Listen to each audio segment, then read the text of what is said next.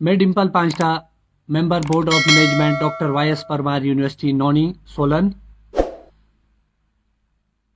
जैसा कि आप सभी लोगों को ज्ञान ही है, आज का जो हमारा ये लाइव सेशन रहेगा वो एक खास विषय पर चर्चा के लिए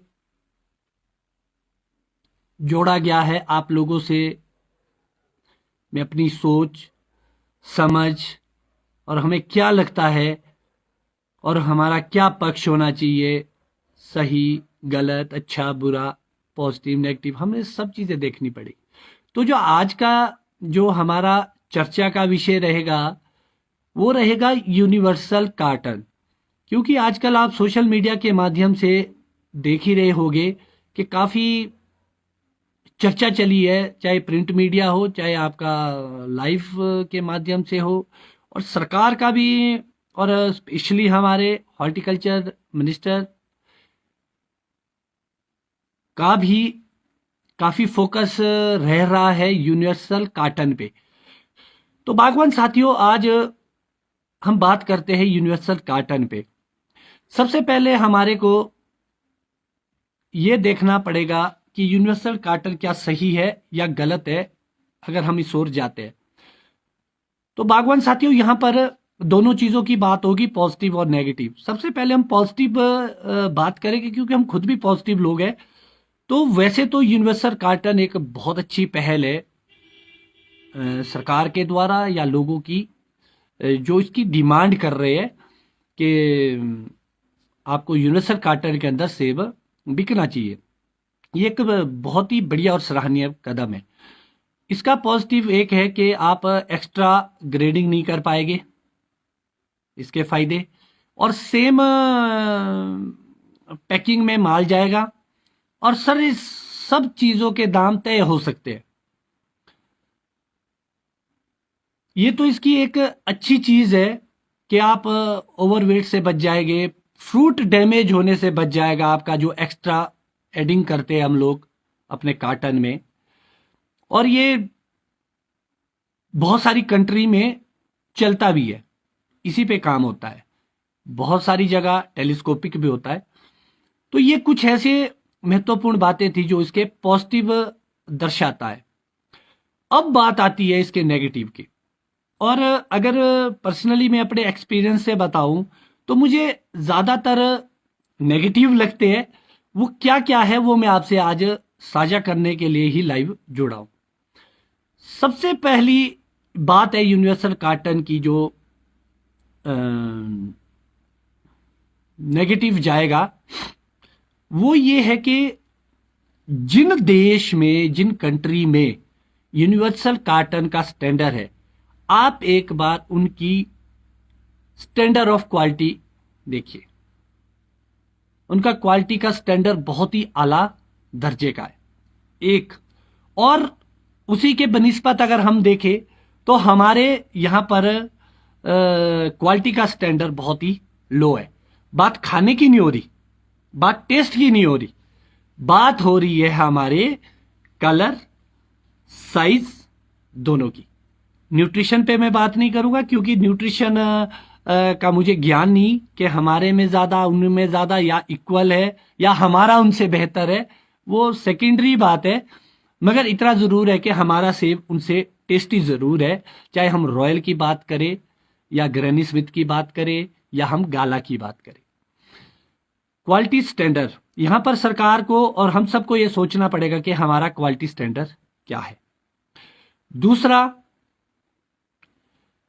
कि जो कार्टन के दाम है, क्या वो घटेंगे या बढ़ेंगे? क्योंकि थिकनेस बढ़ानी पड़ेगी कार्टन में, क्या रेट उतने ही रहते या उससे ऊपर जाते? तो ये एक बड़ा क्वेश्चन मार्क है जो हम सब लोगों को सोचना चाहिए और समझना चाहिए। दूसरी बड़ी बात आती है कि क्या पर केजी का दाम सरकार तय कर पाएगी? अगर पर केजी के हिसाब से सेब बिकता है, जिसकी चर्चा भी चल रही है, तो क्या फिक्स प्राइस और जो लोएस्ट प्राइस है वो निर्धारित हो पाएंगे। जब आप पर केजी के हिसाब से जाएंगे तो हमारे को सबसे नीचे का दाम तय करना बहुत ही जरूरी है लोअर साइड पे, क्योंकि हमारा जो क्वालिटी स्टैंडर्ड है उसमें अभी सिर्फ 20 to 25% हम प्रीमियम क्वालिटी का एप्पल प्रोड्यूस कर पाते होने, हद से हद 30%, बाकी हमारा क्वालिटी ऑफ स्टैंडर्ड डाउन है।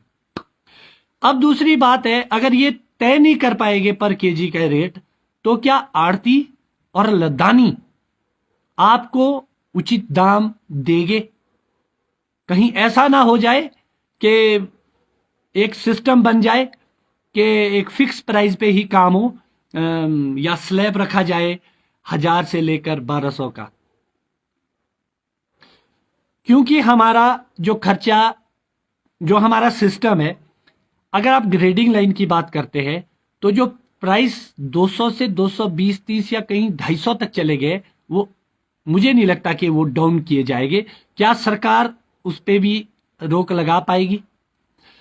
दूसरी चीज, हम सबको और सरकार को सोचना होगा कि जो हमारा लेबर है, हमारी लेबर है, क्या वो अपने दाम घटाएगी, चाहे वो पेटी भरने के है चाहे आपके ढुलान के है। क्योंकि अभी भी आप देखेंगे कि बहुत सारी जगह ऐसी है हमारी जहां रोड की फैसिलिटी नहीं, जहां ढुलाई का कार्य होता है। क्या वो रेट उतने ही रहेंगे? और जो तीसरी एक बहुत ही महत्वपूर्ण बात रहेगी, वो रहेगी जो माल भाड़ा है हमारा, चाहे हम पिकअप में लेते हैं चाहे हम ट्रक्स में लेते हैं, क्या वो माल भाड़ा पर केजी के हिसाब से या पर बॉक्स के हिसाब से सरकार के द्वारा फिक्स किया जाएगा? और अगर मैं प्रैक्टिकली बात करूं तो शायद नहीं। आज भी आप देखेंगे जो भी हमारे ट्रक ऑपरेटर यूनियंस है, वो उसके तहत हमारे डीसी साहब या प्रशासन जो भी अपने रेट निर्धारित करता है। जहां में मेरा ऑर्चर्ड है, यहां से शायद मान लो चंडीगढ़ का किराया अगर 60 रुपये निर्धारित है या 65 रुपये निर्धारित है या 70 रुपये निर्धारित है, मगर जब हम उसी बॉक्स को हम अपनी पिकअप में भेजते हैं तो कहीं ना कहीं वो हमारे को 100 रुपये या 110 रुपये या कई बार 120 रुपये तक पड़ जाता है। आज से पहले भी रूल थे, मगर क्या वो इंप्लीमेंट हो पाएंगे धरातल पे? अगर ये तीनों चीजें नहीं होती है तो कहीं ना कहीं हमारा जो खर्चा है वो बढ़ जाएगा पर बॉक्स के हिसाब से। दूसरे एक चुनौती रहेगी कि जब यूनिवर्सल कार्टन पे हमारा सेब बिक्री के लिए जाएगा तो जो खरीदार है और जो आड़ती है वो एक एक दाने की क्वालिटी स्टैंडर्ड चेक करेंगे, डेफिनेटली चेक करेंगे, एक एक दाना देख। अभी क्या होता था कि हमारी कुछ कमियां उस टेलीस्कोपिक कार्टन में दब जाती थी, थोड़ा सा झिरीदार हमारा एडजस्ट हो जाता था या थोड़ा दाग वाला एडजस्ट हो जाता था। तो कहीं ना कहीं ये सारी ही चुनौतियां हमारे सामने हैं। आज आप देखेंगे कि सभी लोग अपने विचार रख रहे हैं, कई लोग देखा देखी में कि सच में ही बहुत है। मुझे लगता है कि 90% ऐसे फार्मर हो गए या 80% तो कम से कम हो गए जो शायद इतना डीपली ना सोचे कि सच में इसके फायदे हो गए या नुकसान हो गए। तो ये सारी चीजें थी जिस पे हमारे को सोच विचार करने की आवश्यकता है। अब बात आती है कि भाई हम क्या सोचते हैं या मैं क्या सोचता हूं, मेरा क्या विचार है, और डिसएग्री भी कर सकते हैं आप लोग मेरे विचार से। तो मेरा ये मानना है कि सबसे पहले सरकार को अपनी एजेंसीज के साथ, चाहे हमारी नॉन यूनिवर्सिटी है, हमारा विभाग है, इन सब के साथ मिलके एक पूरे प्रदेश के अंदर एक मुहिम चलानी पड़ेगी कि क्वालिटी स्टैंडर्ड कैसे बढ़ाया जाए हमारे फार्मर का। ये रिपोर्ट चेक की जाए कि क्या सच में हमारे पास क्वालिटी है। और दूसरी बड़ी बात, ये डिमांड कौन कर रहे हैं?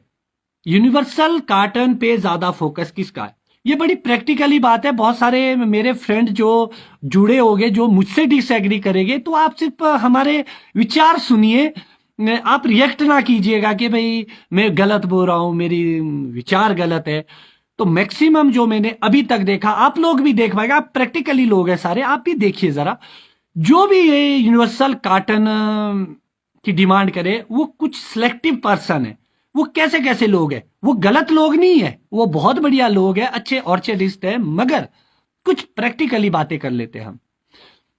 एक वो लोग जो कि 2000 2500 से ऊपर के ग्रोवर है और जिनका एक जगह पे ऑर्चर्ड है, स्कैटर्ड लैंड नहीं है, कंसोलिडेटेड प्लॉट है उनका या ऑर्चर्ड है उनका। क्यों वो क्यों डिमांड करे? क्योंकि वो बड़े धीरे धीरे, बड़े ग्रोवर है, धीरे धीरे आराम आराम से सेब तोड़ते हैं। जैसे मान लो एक पौधा है, उससे एक बैग तोड़ दिया और एक एक बैग करके थिनिंग देते हैं, और लगभग वो 12 से 15 थिनिंग देते हैं अपने बगीचों में, जिससे उनकी क्वालिटी में, सेब तोड़ने में भी समय लगता है और क्वालिटी भी इंप्रूव होती है। एक दूसरे वो लोग जो 7000 ऑलमोस्ट 7000 की हाइट से ऊपर के ऑर्चर्ड के जो ग्रोवर है वो डिमांड कर रहे हैं। बिल्कुल उनकी सही जायज बात है। क्यों? क्योंकि उनके पास अभी इन्वायरमेंट है, उनका क्वालिटी स्टैंडर्ड हायर साइड पे है, इसीलिए वो यूनिवर्सल कार्टन की डिमांड कर रहे हैं।